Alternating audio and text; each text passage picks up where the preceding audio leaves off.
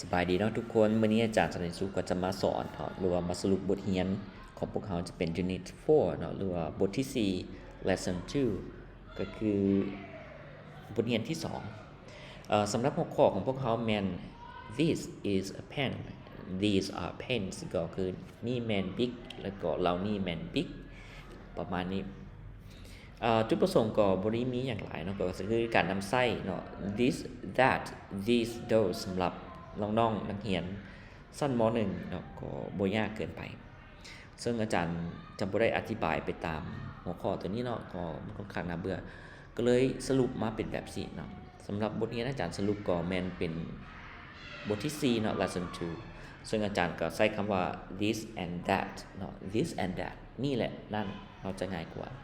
จะเป็น EP ที่18ของอาจารย์เนาะซึ่งอาจารย์ได้สรุปเนาะก็เป็นมีคำศัพท์เนาะที่ควรรู้เนาะ words to know ก็คือคำศัพท์ที่ควรรู้ก็มีอย่างไดแบ่งออกมาเป็น2อย่างเนาะอาจารย์ได้แบ่งมาเป็นข้อ A เนาะ pointing words ก็คือคำศัพท์ที่บ่งบอกหรือว่าชี้บอกตำแหน่งอันใดอันหนึ่งเฮาใช้คำว่า pointing words แล้วก็ตัวที่2เนาะข้อ B ก็แม่น objects and people คนสิ่งของ objects ก็คือสิ่งของหรือว่าวัตถุต่างๆเฮาใช้ว่า objects people ก็คือคนเนาะโอเคมาเริ่มกันเลยนะสำหรับข้อ A แม่น pointing words สำหรับคำศัพท์ pointing words ก็ง่ายๆเนาะก็มีคำว่า this ก็อันนี้เนาะใช้กับสิ่งของที่อยู่ใกล้ๆเฮาเนาะสิเป็นอันนึงเฮาก็ใช้ว่า this that เนาะ that ก็ใช้กับสิ่งของที่อยู่ที่อยู่ห่างออกเฮาไปที่มี1อันเฮาก็ใช้คำว่า that these เนาะ these ก็แม่นใช้กับสิ่งของที่อยู่ใกล้เฮาแต่มีจำนวนหลายเฮาใช้คำว่า these โอเคแล้วแล้วก็สุดท้ายเนาะ those ก็คือใช้กับสิ่งของหลายอันเนาะที่อยู่ห่างเฮาออกไปเราใช้คำว่า those โอเคเนาะง่ายๆเนาะก็มีคำว่า this that these those โอเคบัดนี้เฮาจะมาเบิ่งในข้อ B ของเฮานะเกี่ยวกับ objects and people เนาะคนวัตถุและคนกันคำศัพท์ก็บ่ได้มีหยังยุ่งยากเนาะในบทเรียนตัวนี้ก็จะมีคำว่า pen แปลว่า big หรือปากกา book ลงท้ายด้วย k เนาะ book ออกเสียง k ก็คือปึ้มbox ออกเสียง s ks เนาะ box แปลว่ากล่องหรือว่ากับเนาะหรือว่าแก๊สเนาะใช้คำว่า box bus ก็คือรถเมล์ cat ง่ายๆเนาะแมวboy ก็คือเด็กชาย girl ก็เด็กหญิง banana เนาะ banana ก็คือมะกล้วย drinks ก็คือเครื่องดื่มเนาะ drinks ก็คือถ้าแปลว่าดื่มก็ได้แต่ว่าถ้าว่าเป็นคำนามจะแปลว่าเครื่องดื่ม cassette ก็คือcassette ก็คือกาเซ็ตซึ่งว่าในปัจจุบันนี้บ่เห็นแล้วเนาะบ่มีแล้วกาเซ็ตจะเป็นคำเก่าหลาย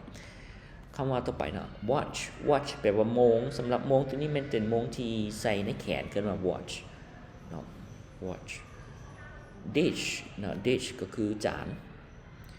student ก็คือนักเรียนแล้วก็สุดท้ายเป็น teacher เนาะคำศัพท์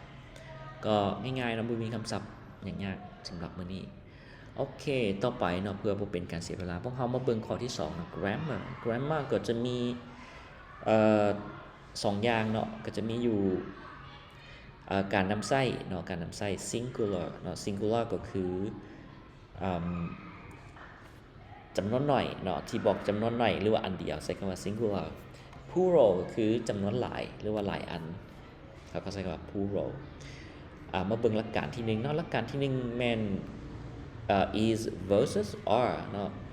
การนำใช้ is และการนำใช้ are มันมีอย่างแน่ก็คือหลักการง่ายๆเนาะถ้าว่าสิ่งของสิ่งหนึ่งเฮาจะใช้ is เนาะเข้าในเป็นคำกริยาของเฮาเพื่อบอกสิ่งของสิ่งนั้นตัวอย่างว่าthis is a book the book ก็คือปึ้มหัวหนึ่งนี่แม่นปึ้มหัวหนึ่ง this is a cat this is a dog this is a blah blah blah เนาะก็ใช้is เนาะเข้าในกันกับสิ่งของสิ่งหนึ่งต่อมาเนาะ number 2ข้อต่อไปแม่นเกี่ยวกับถ้าว่าสิ่งของหลายอย่างเฮาก็ใช้คำว่าare เนาะเข้าใน